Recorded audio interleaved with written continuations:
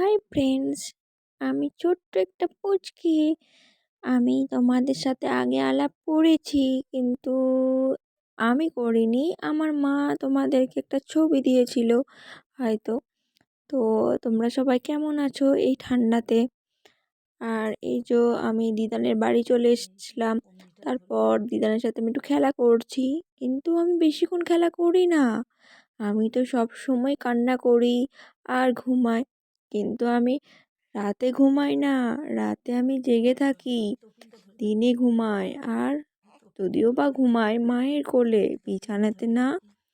জানো তোমরা, তাতে আমার মা একটু একটু বিরক্ত হয়। মা বলে, তুই কখন ঘুমাবি, আমি তারপর একটু শোবো।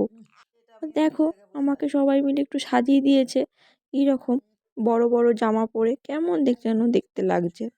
আমার খুব খিদে পেয়েছে, তাও আমার মা খেতে দিচ্ছে না জানো। আমার মা ভিডিও বানাতেই ব্যস্ত আমাকে।